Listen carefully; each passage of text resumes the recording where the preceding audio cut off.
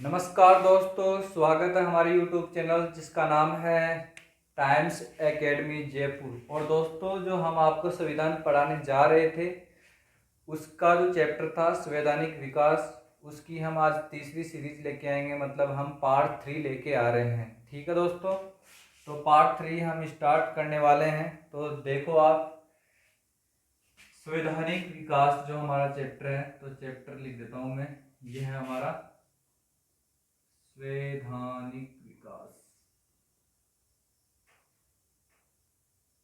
ठीक है दोस्तों, ये हमारा है चैप्टर। दोस्तों, हमने जो चार्टर एक्ट ला रहे थे उसमें से 1600 ईस्वी का जो स्टार्टिंग का चार्टर एक्ट था वो हमने देखा। उसके बाद में हमने 1813 है उसका चार्टर एक्ट भी देखा है। लास्ट में जो चार्टर एक्ट देखा है हमने, वो लास्ट का जो था वो 1813 का चार्टर एक्ट था। और आज हम जो स्टार्ट करेंगे वो करेंगे 1833 से। 1833 के बाद में 1853 आएगा, और 1853 आने के बाद में फिर आने लग जाएंगे दोस्तों क्या, भारत शासन या भारत सरकार अधिनियम। ठीक है, उनके बीच में ही कुछ आएंगे भारत परिषद अधिनियम। तो मैं आपको सारे क्लासीफाई करके बता दूंगा कि कौन से भारत परिषद अधिनियम है, कौन से भारत शासन अधिनियम है। ठीक है दोस्तों, तो अभी जो हम ला रहे हैं आज चार्टर एक्ट के दो एक्ट और बच गए हैं चार्टर एक्ट के। तो चार्टर एक्ट में आज जो हमारा है वो है 1833 का चार्टर एक्ट। 1833 का चार्टर एक्ट। ठीक है दोस्तों, तो दोस्तों हमने बात की थी कि जो 1813 का चार्टर एक्ट है उसमें जो मतलब चार्टर एक्ट था उसमें भारत के साथ में जो चाय का व्यापार था वो अभी भी कौन कर रही थी, ब्रिटिश ईस्ट इंडिया कंपनी कर रही थी। ठीक है दोस्तों, तो भारत के साथ में क्या है, चाय का व्यापार। और कौन सा व्यापार, चीन का व्यापार। ये अभी भी मतलब 1813 में कौन कर रहे थे, ये कर रही थी ब्रिटिश ईस्ट इंडिया कंपनी। ठीक है दोस्तों, तो 1833 में इन दोनों के एकाधिकार को क्या कर दिया जाएगा दोस्तों, समाप्त। कहां से, ब्रिटिश ईस्ट इंडिया कंपनी जो व्यापार कर रही है, कौन सा व्यापार कर रही है, भारत के साथ में चाय का व्यापार प्लस कौन सा, और जो व्यापार है चीन के साथ में व्यापार, इन दोनों के व्यापार का एकाधिकार जो था अब तक, उसको 1833 के चार्टर एक्ट में अब खत्म कर दिया गया है। ठीक है दोस्तों, तो यहां मैं लिख देता हूं क्या, ब्रिटिश ईस्ट इंडिया कंपनी का जो एकाधिकार था, ये दोनों क्या थे, एकाधिकार थे। ठीक है दोस्तों, अब इस एकाधिकार को क्या कर दिया गया है, समाप्त। ठीक है, आ रहा है समझ में। अब आगे देखो आप, एकाधिकार तो समाप्त हो गया, इसके अलावा व्यापार करने का जो अधिकार था, व्यापार का अधिकार। दोस्तों, इस चार्टर एक्ट में व्यापार करने के अधिकार को भी क्या कर दिया गया, समाप्त। तो अब जो ब्रिटिश ईस्ट इंडिया कंपनी है उसके पास में क्या काम रहेगा, उसके पास में जो पहले स्टार्टिंग में जो व्यापार करने आई थी, लेकिन अब व्यापार करने के अधिकार को कर दिया गया है समाप्त। तो अब हमारे पास में जो पहले दो काम बाकी थे, मतलब दो काम कर रही थी ब्रिटिश ईस्ट इंडिया कंपनी, क्या क्या, कि एक तो व्यापार कर रही थी, एक राजनीति कर रही थी। जब व्यापार के अधिकार को समाप्त कर दिया गया है तो बचा क्या है हमारे पास, बचा हमारे पास में क्या, राजनीति करना। ठीक है दोस्तों, तो अब क्या करेगी दोस्तों, ब्रिटिश ईस्ट इंडिया कंपनी केवल क्या करेगी, केवल राजनीति करेगी। ये सबसे इंपॉर्टेंट बात है कि किस एक्ट में ऐसा बताया गया है कि व्यापार करने के अधिकार को समाप्त कर केवल कंपनी राजनीति के कार्य करेगी। तो उसमें आएगा 1833 का चार्टर एक्ट। दोबारा सुन लो क्वेश्चन को, कि किस एक्ट में ऐसा बताया गया है कि व्यापार करने के अधिकार को समाप्त कर अब कंपनी केवल क्या करेगी, अब कंपनी केवल राजनीति करेगी। तो ऐसा जो चार्टर एक्ट है वो है 1833। ठीक है दोस्तों, अब आगे बढ़ते हैं। यहाँ पर जो व्यापार करने का अब केवल क्या, अब ब्रिटिश ईस्ट इंडिया कंपनी केवल राजनीति ही करेगी। ठीक है दोस्तों, फिर इसके बाद में क्या आता है दोस्तों, 1833 में ही क्या कर दिया गया, क्वेश्चन बनता है इसका कि जो बंगाल का गवर्नर जनरल है, बंगाल का गवर्नर जनरल है दोस्तों, अब उसकी पोस्ट को चेंज करके क्या कर दिया गया है, अब उसको कर दिया गया है भारत का गवर्नर जनरल, भारत का गवर्नर जनरल।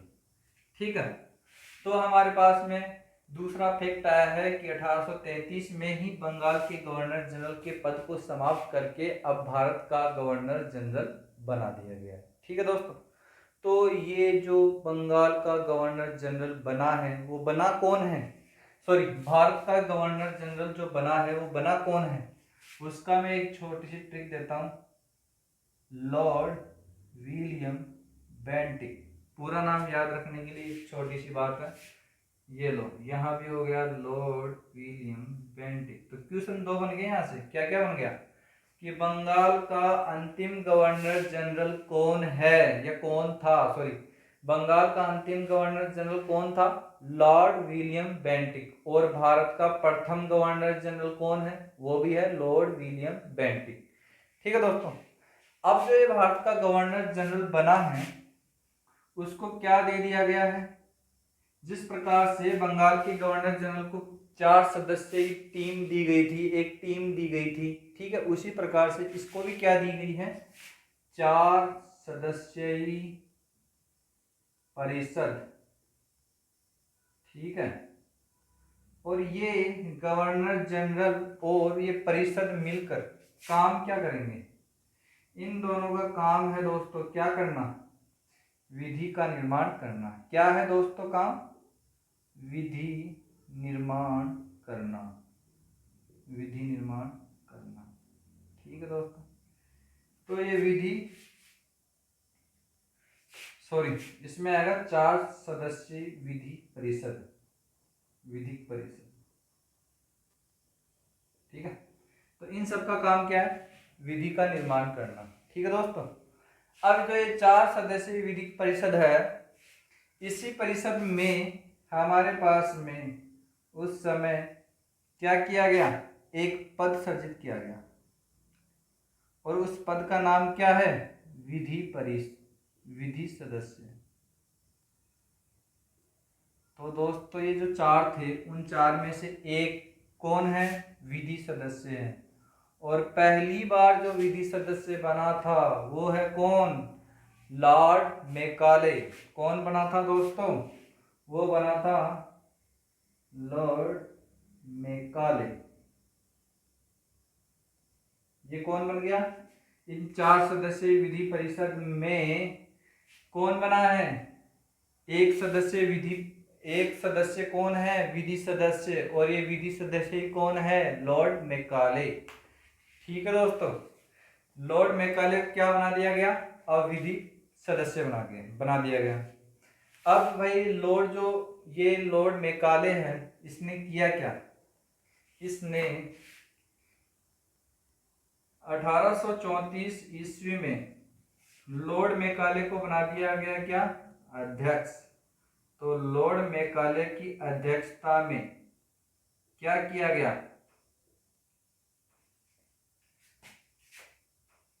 4 सदस्यीय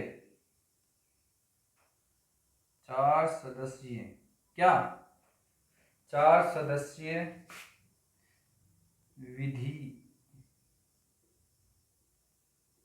आयोग का गठन किया गया। ठीक है दोस्तों, तो 4 सदस्यीय विधि आयोग का गठन किया गया, मतलब लॉर्ड मेकाले हैं और उसके पास में 4 सदस्य हैं। ठीक है दोस्तों, तो 4 सदस्यीय विधि आयोग का गठन किया गया। तो अब ये मिलके क्या करेंगे दोस्तों कि भारत के लिए जो भी विधि, कानून, अधिनियम जो भी है उनको अब लिखने का काम करेंगे। ठीक है दोस्तों, तो पहली बार ये क्या करेंगे, इन सब का काम क्या है, इस आयोग का क्वेश्चन बनता है कि इस आयोग ने किया क्या। मेकाले की अध्यक्षता में जो विधि आयोग बनाया गया था, उस विधि आयोग का काम क्या था, उस विधि आयोग का काम था क्या, भारत के लिए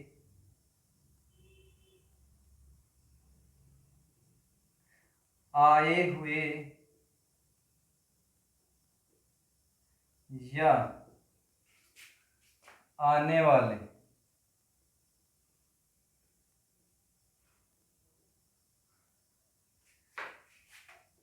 नियम या कानून, नियमों या कानूनों को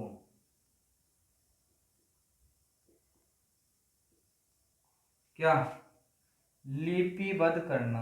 क्या दोस्तों, लिपिबद्ध करना, ये काम था। किसका काम था ये, लॉर्ड मेकाले की अध्यक्षता में जो 4 सदस्यीय विधि आयोग गठन किया गया था, उसका काम था कि भारत में जो आने वाले नियम थे, जो भारत में आने वाले नियम थे, जो कानून थे, अब उन कानून और नियमों को कौन लिखेगा, ये आयोग लिखेगा।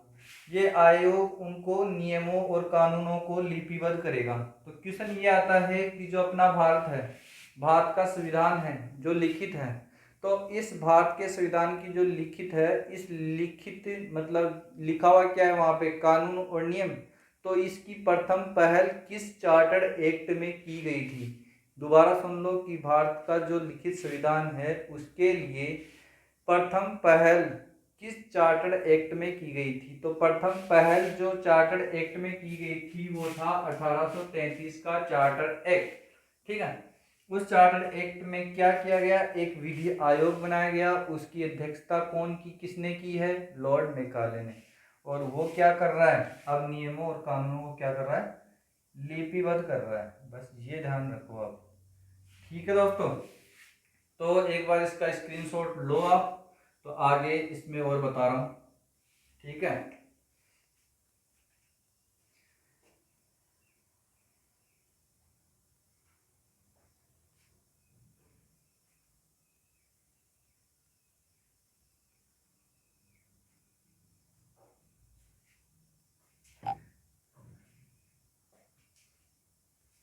ले लिया, एक बार और फटाफट लो।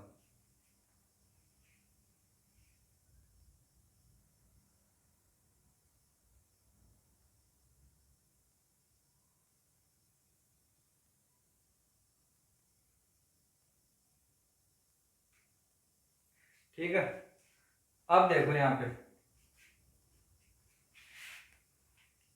इसी एक्ट में एक छोटी सी बात है और एक छोटा सा क्वेश्चन भी आता है। ठीक है, वो क्वेश्चन क्या है, अब देखो आप, वो क्वेश्चन इतना सा है दोस्तों कि हमारा जो ये चार्टर्ड एक्ट है वो उसी के अंदर में एक डेट आती, सॉरी सन आती है, कौन सी सन है, 1843। ठीक है, उस 1843 में दास प्रथा का क्या किया गया था, अंत किया गया था। दास प्रथा का, दास प्रथा की समाप्ति की गई थी दोस्तों। ठीक है, और इसी दास प्रथा की समाप्ति की गई थी, तो इस दास प्रथा को समाप्त करने का जो श्रेय जाता है दोस्तों, वो किसको जाता है, राजा राम मोहन राय, राजा राम मोहन राय। ठीक है, क्वेश्चन ये बनता है कि किस चार्टर एक्ट में दास प्रथा को समाप्त किया गया। ठीक है, या क्वेश्चन ऐसे बन सकता है कि किस भारत के गवर्नर जनरल के शासनकाल में क्या किया गया, दास प्रथा को समाप्त किया गया। तो वो कौन है दोस्तों, वो कौन रहेगा, अपने लॉर्ड विलियम बेंटिक। ठीक है, इस लॉर्ड विलियम बेंटिक के शासनकाल में क्या की गई, दास प्रथा को समाप्त किया गया। तो इसको मैं पूरा लिख देता हूं, क्या है ये, राजा राम, राजा राम मोहन राय के प्रयास, इसके तो क्या है, प्रयासों से। ठीक है, और इसके द्वारा समाप्त किया जाएगा।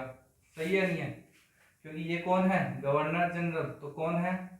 Lord William Bentinck. इसके शासनकाल में या इसके जब ये गवर्नर था तब के समय में दास प्रथा को समाप्त किया गया था। ठीक है दोस्तों, आगे देखो आप, एक और क्वेश्चन आता है क्या? सती प्रथा। इस सती प्रथा को नाम देखो, ये जो सती प्रथा है उसका अंत किस में किया गया था? सबसे पहले तो वो डेट देख लो, 1829 में क्या किया गया था? सती प्रथा का अंत किया गया था। ठीक है दोस्तों, वो भी किसने किया था? वो भी अपने राजा राम मोहन राय ने किया था। वो भी कौन किया था? Lord William Bentinck. ठीक है दोस्तों, बात इतनी सी है। सती प्रथा का जो अंत हुआ था 1829 में हुआ था, और दास प्रथा का जो अंत हुआ था 1843 ईस्वी में हुआ था। ठीक है दोस्तों, इसका भी फटाफट स्क्रीनशॉट लो और मैं आगे बढ़ते हैं। अब नया चार्टर्ड एक्ट पढ़ाऊंगा। ठीक है दोस्तों, लो इसका फटाफट इसका स्क्रीनशॉट लो।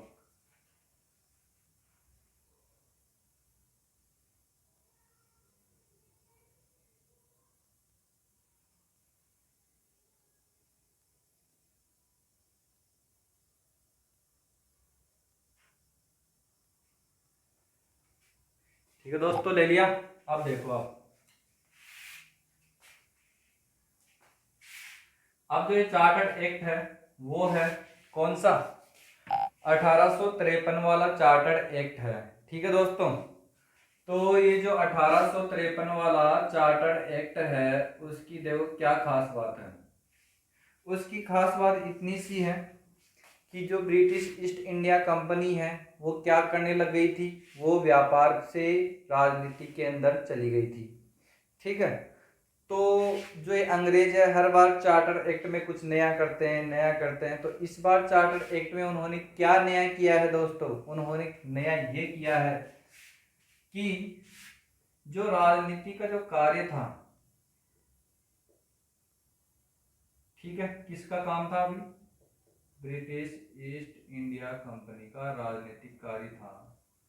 उस राजनीतिक कार्य को अब क्या कर दिया गया है?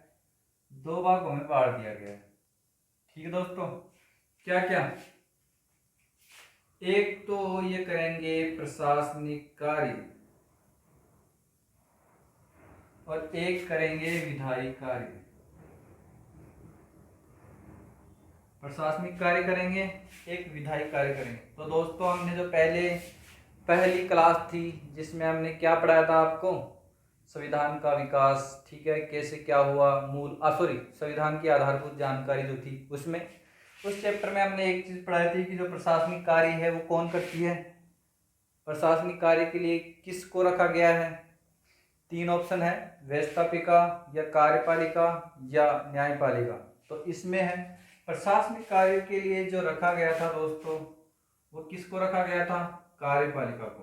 ठीक है दोस्तों, तो यहां लिख देता हूं मैं कार्यपालिका। ठीक है, ये चीज तो क्या है? वर्तमान में है। ठीक है, और उस समय क्या थी? उस समय क्या थी? उस समय इस कार्यपालिका को क्या बोल सकते थे? क्या बोलते थे? उस समय इसको बोलते थे कार्यकारिणी। कार्यकारिणी।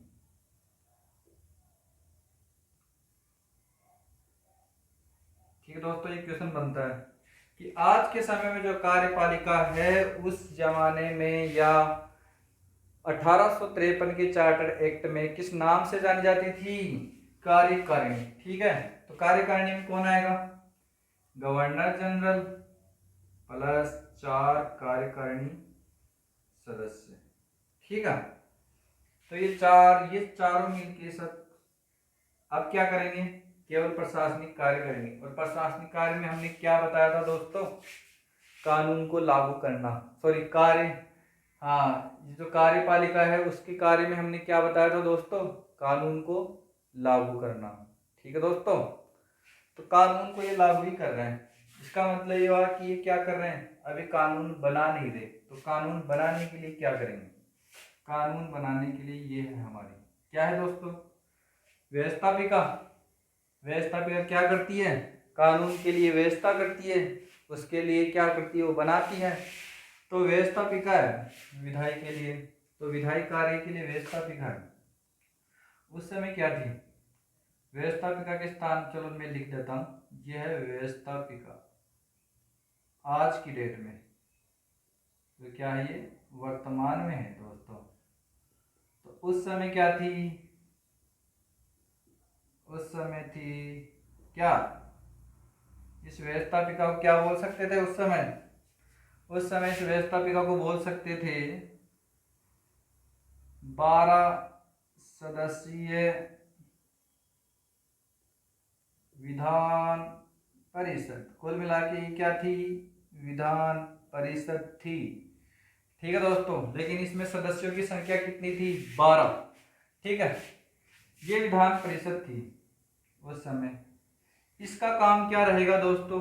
जैसे ये विधि का निर्माण करती है व्यवस्थापिका, उसी प्रकार से ये क्या करेंगे? अब विधि का निर्माण करेंगे। ठीक है, ये क्या करेंगे? ये कानून को लागू करेंगे, ये कानून बनाएंगे। ठीक है दोस्तों, इतनी सी बात है। अब ये 12 सदस्यीय विधान परिषद है, इसको जो नाम दिया गया था उस समय, क्या नाम दिया गया था? भारतीय केंद्रीय विधान परिषद। भारतीय केंद्रीय विधान परिषद। ठीक है दोस्तों, ये नाम दिया गया था और इसका काम क्या था? विधि का निर्माण करना। तो ठीक है, इतने से क्वेश्चन आते हैं कि भारतीय केंद्रीय विधान परिषद को वर्तमान में किस नाम से जाना जाता है? व्यवस्थापिका। ठीक है दोस्तों, और ये क्वेश्चन आता है कि जो कार्यकारिणी परिषद है, कार्यकारिणी परिषद को किस नाम से जाना जाता है वर्तमान में? कार्यपालिका। ठीक है दोस्तों, बस ये कंफ्यूजन था आपके, जो मैंने क्लियर कर चुका हूं। आगे देखो, आगे उन्होंने ऐसा क्या किया दोस्तों। एक बात और जानो आप कि जो गवर्नर जनरल है 1853 में जो गवर्नर जनरल था वो कौन था?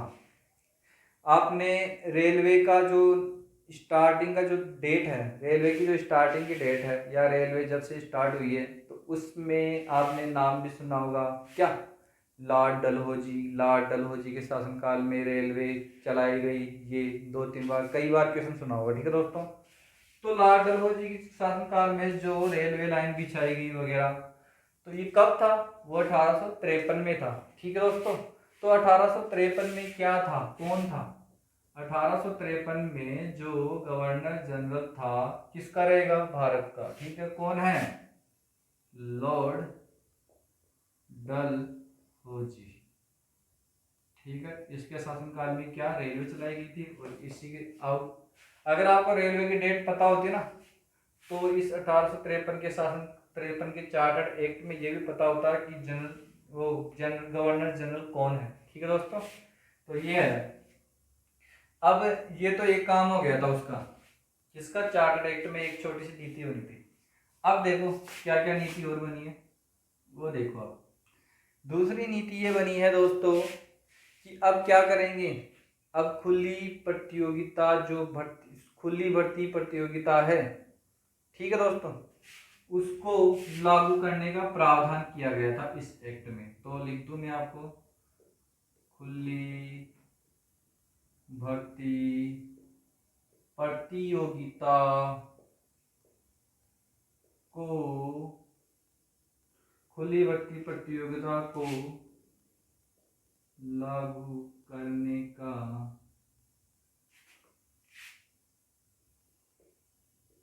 प्रावधान किस एक्ट में किया गया था? इसी एक्ट में।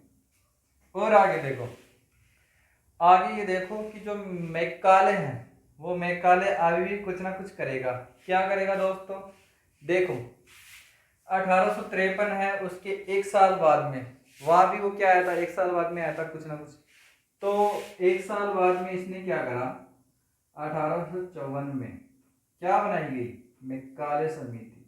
क्या बनाई गई दोस्तों? मैकाले समिति। और इस मैकाले समिति में क्या किया गया? इस मैकाले समिति में ये निर्णय लिया गया कि जो विशिष्ट नागरिक सेवाएं हैं जैसे आईएएस, आरएएस, ठीक है दोस्तों, इनमें तो क्या विशिष्ट नागरिक सेवाओं में, विशिष्ट नागरिक सेवाओं में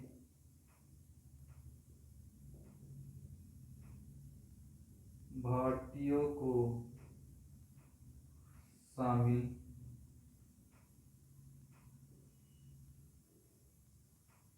ये काम किया गया था।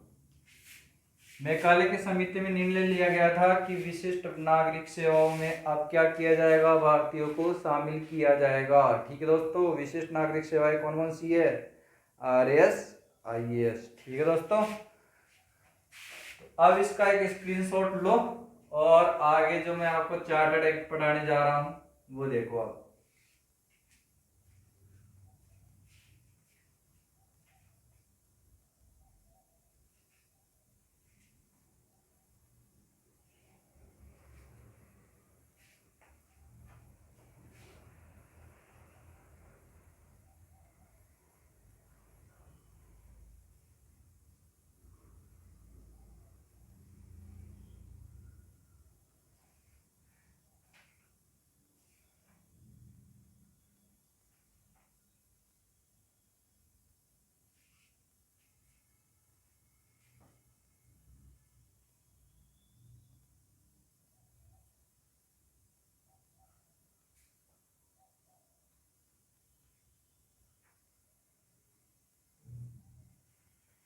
ठीक है दोस्तों, आगे देखो आप।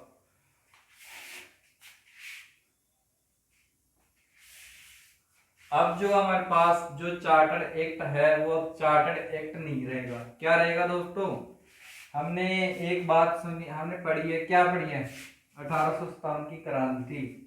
1857 की क्रांति के बाद में क्या हुआ था, ब्रिटिश ईस्ट इंडिया तो हो गई थी समाप्त पूर्णतः से। ठीक है, अब क्या करने लगे थे अंग्रेज, अंग्रेज अब हम पे हुकूमत करने लगे थे। इसका मतलब अंग्रेज क्या, अंग्रेज कौन, यहाँ पे क्या हुआ था, जो ब्रिटिश का सम्राट है उसका अब क्या हो गया था, यहाँ पे शासन हो चुका था। ठीक है दोस्तों, तो आगे जो आने वाला जो एक्ट है, ठीक है दोस्तों, वो एक्ट नहीं होकर एक अधिनियम है। ठीक है, और वो अधिनियम कौन सा है, भारत पे शासन करने का अधिनियम। ठीक है दोस्तों, तो जो मैं आपको एक सिंपल सी बात बता दूं, जो 1858 का भारत शासन या भारत सरकार अधिनियम, ठीक है दोस्तों, ये अधिनियम आया था। अब कई बार कंफ्यूजन होता है कि 1858 का भारत शासन अधिनियम है, 1861 में क्या बोले कि वो भारत का शासन अधिनियम है या कोई परिषद अधिनियम है, क्या है दोस्तों। तो इतना कंफ्यूजन होने की जरूरत ही नहीं है। तो मैं आपको अब जो आगे आने वाले पूरे 6 पढ़ाऊंगा, 6 प्रकार के जो शासन अधिनियम है, या जिनमें 3 प्रकार के शासन अधिनियम है और 3 प्रकार के परिषद अधिनियम, कौन कौन से हैं वो देखो आप। जो शासन अधिनियम है दोस्तों वो हमारे पास में होंगे 1858 का। ये क्या होगा, इसको किस प्रकार से पढ़ा जाएगा, भारत का शासन अधिनियम, 1858 का भारत का शासन अधिनियम। ठीक है दोस्तों, ये है शासन अधिनियम। और जो दूसरा आने वाला शासन अधिनियम है वो है 1919 का, इसको भी क्या बोलेंगे, 1919 का भारत शासन अधिनियम, 1919 का भारत सरकार अधिनियम। ठीक है, कुछ भी बोल सकते हैं, दोनों में से ऑप्शन है। तीसरी जो चीज है, तीसरा जो आने वाला है वो 1935 का, क्या बोलेंगे इसको, भारत का शासन अधिनियम या भारत का सरकार अधिनियम। ठीक है दोस्तों, अब ये आती है कि इसके बीच में 3 अधिनियम और रह गए। ठीक है, वो कौन कौन से हैं, तो इसको यहाँ ड्रॉ कर देता हूँ क्योंकि अधिनियम तो रखना है, शासन की जगह क्या आने वाला है दोस्तों, परिषद। ठीक है, तो अब क्या हो जाएगा, इसमें एक तो 1861 का है, तो 1861 का क्या पढ़ेंगे, 1861 का भारत परिषद अधिनियम, 1861 का भारत परिषद अधिनियम। ठीक है, फिर आता है 1892 और फिर आता है 1909 का क्या भारत परिषद अधिनियम। भारत 1909 का भारत परिषद अधिनियम, 1892 का भारत परिषद अधिनियम और 1861 का भारत परिषद अधिनियम। ठीक है दोस्तों, तो ये देखो, ये तो एक बेसिक जानकारी थी। आप इसको ड्रॉ कर लो या कहीं पे लिख लो, ठीक है, आगे मैं बता ही रहा हूं। अब देखो आप, ये हमारे पास में 1858 का भारत शासन अधिनियम। ठीक है दोस्तों, तो ये कौन जारी कर रहा है? जारी होगा ब्रिटेन के सम्राट के द्वारा। ठीक है दोस्तों, तो ब्रिटेन का सम्राट नहीं करेगा इसको करेगा जो ब्रिटेन के सम्राट का पद वहां पे भारत के लिए ब्रिटेन सम्राट का जो पद घोषित मतलब धारण कर रखा है, जिसको हम भारत सचिव बोलते हैं, वो ये एक्ट लाएगा। ठीक है दोस्तों, तो देखो, और ये एक्ट ये जो अधिनियम है वो कैसे आएगा? ब्रिटिश संसद से पारित होएगा और फिर जाके यहाँ पे आएगा। ठीक है दोस्तों, तो मैं आगे पूरी रामखंड बता दूं आपको क्या है इसमें। 1858 का क्या आया था? अधिनियम आया था, वो फरवरी 1858 में प्रस्तुत किया गया था। कहाँ पे? ये ब्रिटिश संसद में प्रस्तुत किया गया था। ठीक है दोस्तों, तो उस समय जो पीएम था, वो पीएम कौन था दोस्तों? पामस्टन। कौन था वहां का पीएम? पामस्टन। ठीक है, आ गया। फिर यहां से प्रस्तुत किया गया था, लेकिन ये पारित कब हुआ? पारित हुआ अगस्त 1858 में। ठीक है दोस्तों, अगस्त 1858 में ये पारित किया गया। तो उस समय क्या हो गया? प्रधानमंत्री चेंज हो चुका था वहां का। तो प्रधानमंत्री कौन है अब पीएम है लॉर्ड डर्बी। ठीक है दोस्तों, कई बार क्वेश्चन आता है कि 1858 के अधिनियम में पारित होते समय कौन था पीएम? ये था लॉर्ड डर्बी। तो इसका मतलब है कि 1858, देख इस प्रकार से क्वेश्चन आता है कि 1858 का जो अधिनियम है वो किस ब्रिटिश प्रधानमंत्री के शासनकाल में प्रस्तुत किया गया था? तो वो है पामस्टन। और किस ब्रिटिश प्रधानमंत्री के शासनकाल में इसको पारित किया गया था? तो वो है लॉर्ड डर्बी। ठीक है दोस्तों, ये कंफ्यूजन बना रहता है। देखो, पारित कर दिया इसको। पारित करने के बाद में यहाँ देखो, अब ये अधिनियम पारित हो गया 1858 का। ठीक है, तो इस अधिनियम में बेसिकली क्या कहा गया? इंडिया जो कंपनी है, ठीक है दोस्तों, जो ये ब्रिटिश ईस्ट इंडिया कंपनी है, अब उसकी जो शक्तियां हैं, उसके पास शक्तियां कौन सी थी कि वो अब क्या कर रही थी? शासन कर रही थी, राजनीति कर रही थी इंडिया में। अब वो ब्रिटिश ईस्ट इंडिया नहीं करके अपनी शक्तियों को किसके पास हस्तांतरित कर दी है इसने? ब्रिटिश सम्राट। ठीक है, और जानते हो आप 1858 में ब्रिटिश सम्राट कौन था? महारानी विक्टोरिया। ठीक है दोस्तों, तो इसने क्या करा है? यहाँ पे शक्तियां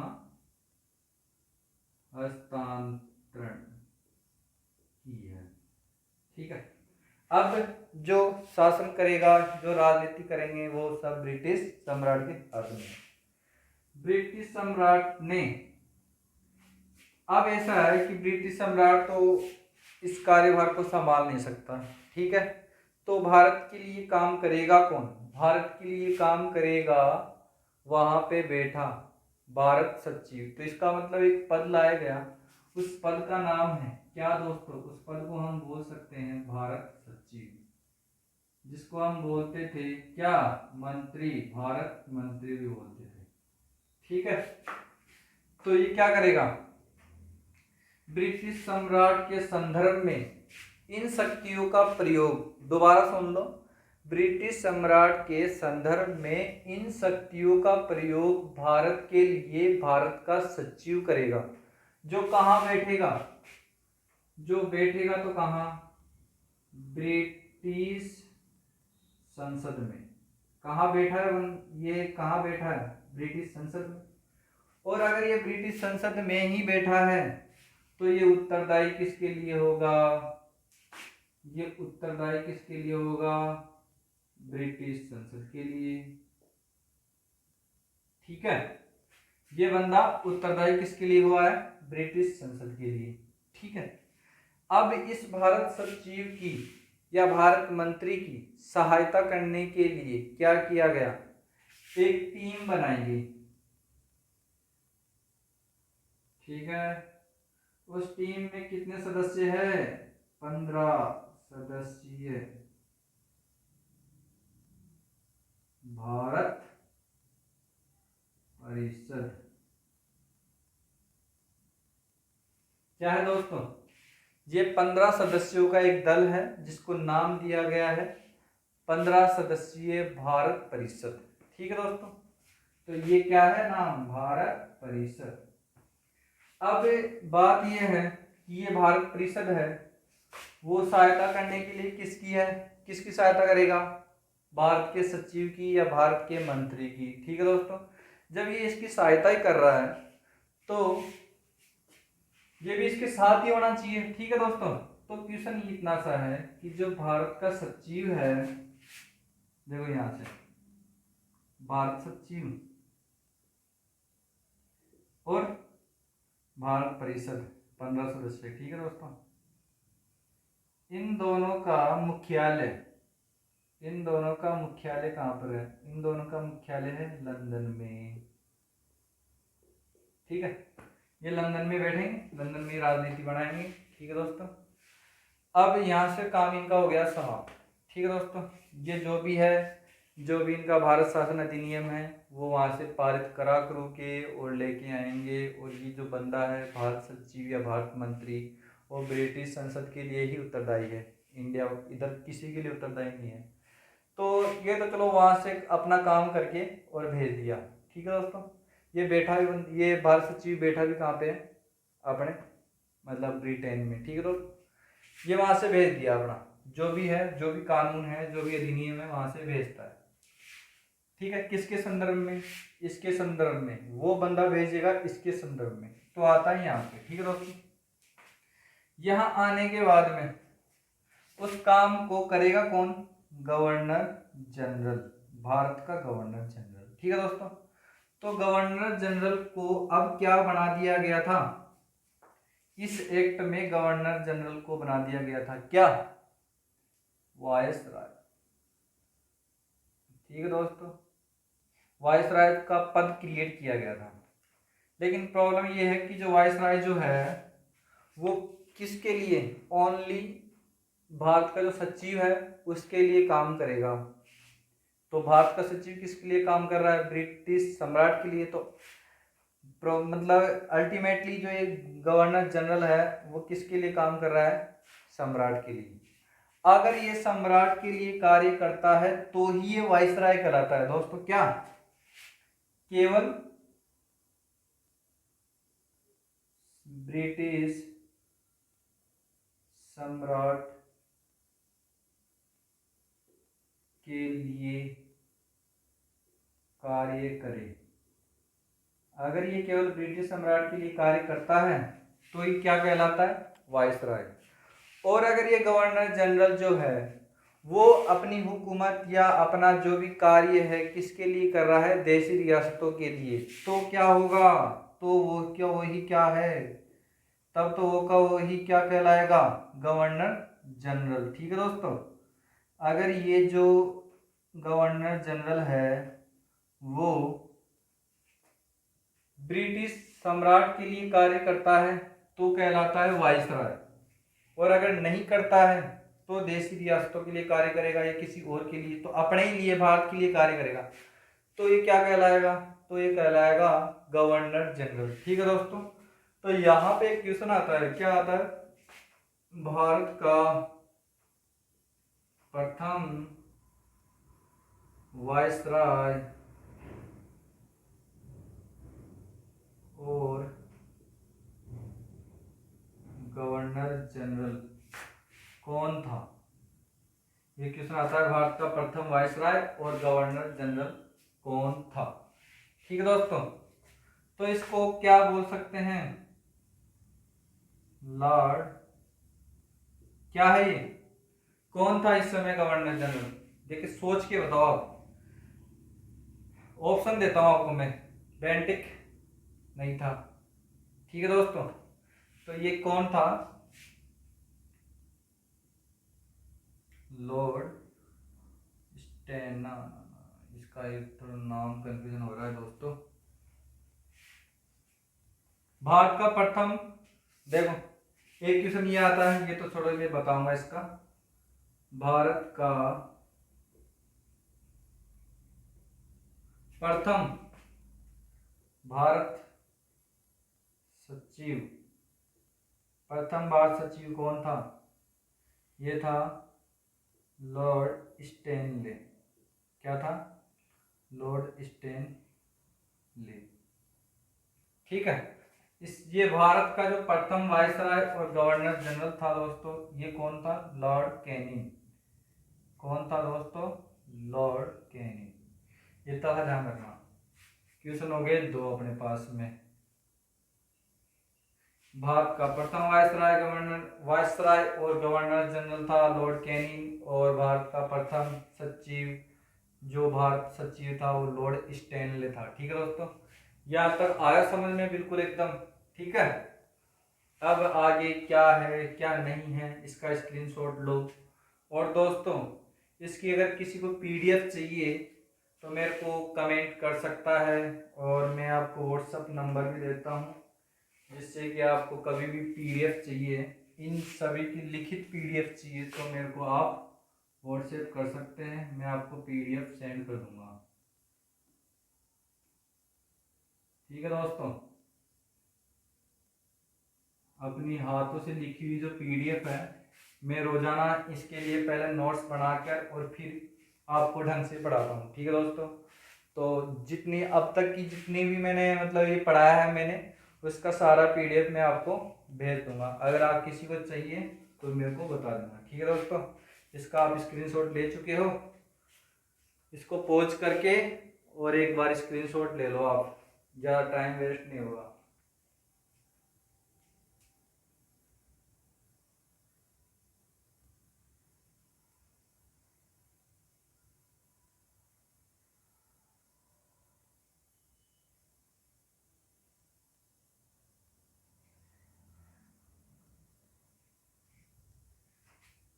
इसमें जो लास्ट बात है वो इतनी सी है दोस्तों, देखो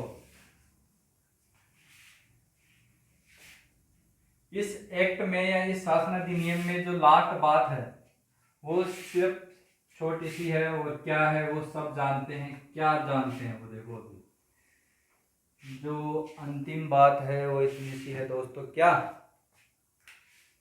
यहां से विक्टोरिया ने भेजा, क्या भेजा,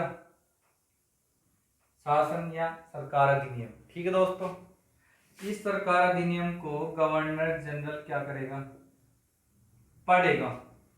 जब ये गवर्नर जनरल इसके लिए पढ़ेगा तो वायसराय कहलाएगा। कहा था ना मैंने, अगर सम्राट के लिए काम करेगा तो क्या कहलाएगा, गवर्नर जनरल, वायसराय। ठीक है दोस्तों, तो यहाँ पे क्या है, इसको जो पढ़कर सुनाने वाला है, किसको, इस भारत शासन को, भारत शासन अधिनियम 1858 का भारत शासन अधिनियम को, ठीक है, पढ़कर सुनाएगा कौन, वायसराय। यहाँ पे वायसराय कौन है, लॉर्ड कैनिंग। ठीक है, ये क्या करेगा, पढ़कर सुनाएगा, कहाँ में, कहाँ पे, इलाहाबाद दरबार में। देखो विक्टोरिया ने क्या करा, विक्टोरिया ने 1858 में जो शासन अधिनियम है भारत के लिए भेजा, और उस अधिनियम को अब पढ़ेगा कौन, वायसराय। क्या नाम बोलेंगे उसको, वायसराय। वायसराय का नाम क्या है, लॉर्ड कैनिंग। लॉर्ड कैनिंग ने इसको पढ़कर सुनाया, कहाँ पे, इलाहाबाद दरबार में। ठीक है दोस्तों, अब इसमें क्या लिखा होगा, इसमें इतनी सी बात लिखी होगी कि जो ब्रिटिश ईस्ट इंडिया कंपनी अब तक आपकी राजनीति का कार्य कर रही थी वो समाप्त हो चुका है, और जो ब्रिटेन का सम्राट है उसके अधीन आप सब हो चुके हो। ठीक है दोस्तों, तो यहाँ से एक बात और है जो आप मतलब ऐसे याद भी रख सकते हैं कि यहाँ से जो इंडिया को अब जो नागरिकता मिली है वो कहाँ की मिल गई है, ब्रिटेन की नागरिकता यहाँ से मिलना स्टार्ट हो गई थी। क्योंकि ये जो इंडिया के जो आदमी थे, जब इंडिया जो पूरा इंडिया था वो अब किसके अधीन रह गया था, वो रह गया था विक्टोरिया यानी ब्रिटिश सम्राट है उसके अधीन अब हो गया। ठीक है दोस्तों, तो हम इसको मतलब हम गुलाम हो गए किसके, ब्रिटेन के। तो अब हमें जब गुलाम हो गए तो नागरिकता कहाँ की मिल गई, ऑटोमेटिक ब्रिटेन की नागरिकता मिल गई। ठीक है दोस्तों, तो इसने क्या किया, इलाहाबाद दरबार में इसने यहाँ पे पढ़कर सुनाया। ठीक है दोस्तों, तो किसके एवज में, तो ये वायसराय जो है वो क्या है, वो एक तरह से क्या है, प्रत्यक्ष प्रतिनिधि है, प्रत्यक्ष प्रतिनिधि है। किसका, किसका प्रत्यक्ष प्रतिनिधि है, ब्रिटेन के सम्राट का। ठीक है दोस्तों, इसको यहीं एक बार स्क्रीनशॉट लगे। दोस्तों ये वीडियो यहीं पर समाप्त करते हैं, और आगे मैं आपके लिए जस्ट इसका अगला पार्ट लेके आऊँगा। ठीक है दोस्तों, तो ये अभी जो संवैधानिक विकास है उसका भी थोड़ा 5-6 चैप्टर और लगेंगे। ठीक है दोस्तों, लेकिन एकदम फुली डिटेल से आपको समझ में आ जाएगा। और वही बताया मैं आपको, क्या बताया कि आपको अगर PDF चाहिए तो आप मुझे कॉल कर सकते हो, या मेरे WhatsApp जो नंबर है उस पर एक बार आप बात कर सकते हो। मैं आपको लिखा हुआ PDF दूंगा। ठीक है दोस्तों, यहाँ पे आपको सिर्फ समझना पड़ेगा और PDF में आप देख लेना। ठीक है दोस्तों, तो आपको टेंशन नहीं होगी। ठीक है दोस्तों।